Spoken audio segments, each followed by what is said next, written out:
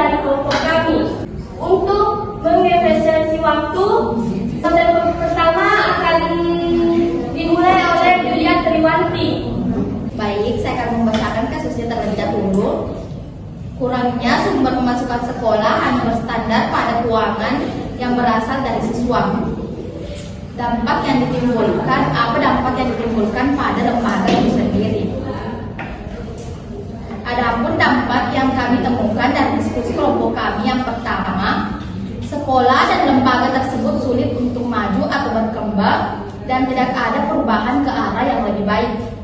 Yang kedua, sulit dalam melakukan suatu kegiatan pendidikan seperti kegiatan ekstrakurikuler.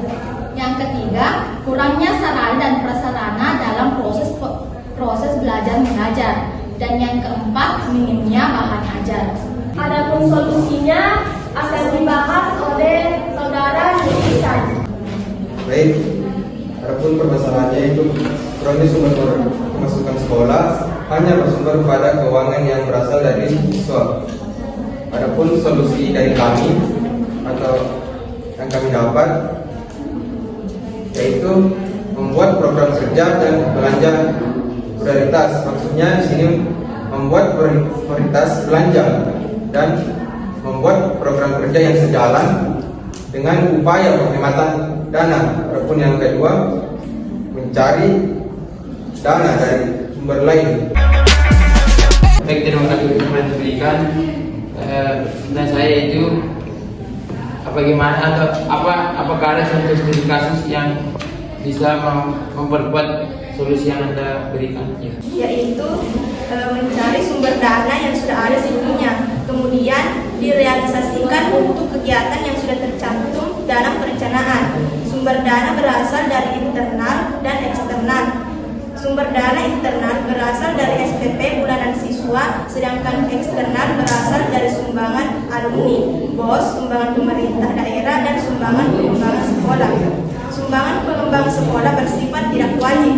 Bagi siswa yang tidak mampu, tidak berkewajiban untuk membayar dengan syarat harus melampirkan surat keterangan tidak mampu kepada sekolah. Pengelolaan dana BOS harus dikelola oleh sekolah itu sendiri. Tidak boleh ada campur tangan dari yayasan apabila sekolah tersebut berstatus swasta. Nantinya dalam pembuatan laporan keuangan akan kesulitan, sebab yang mengetahui apa yang diperlukan dan dibutuhkan adalah sekolah itu sendiri.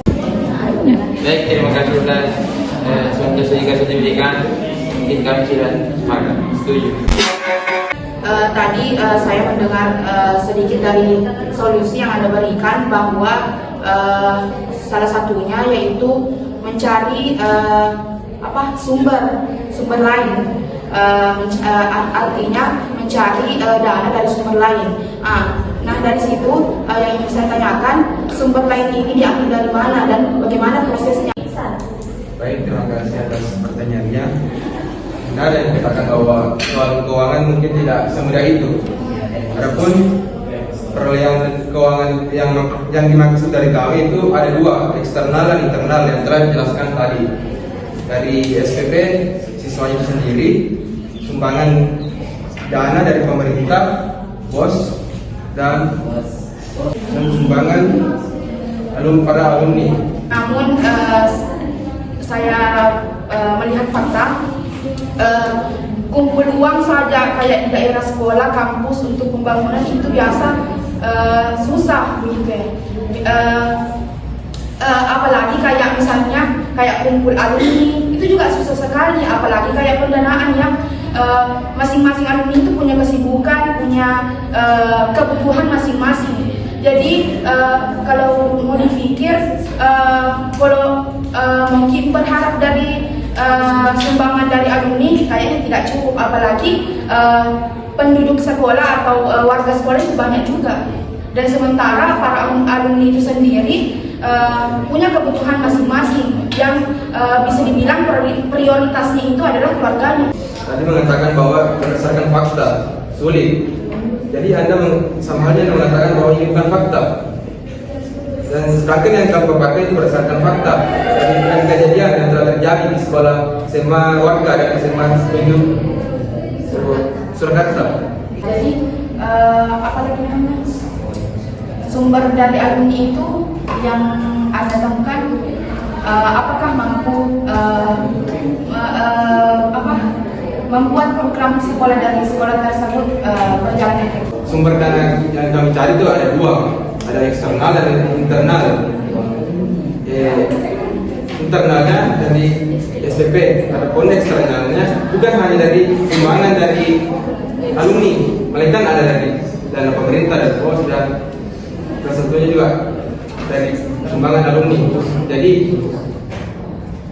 persoalan program kerjanya pasti tetap berjalan.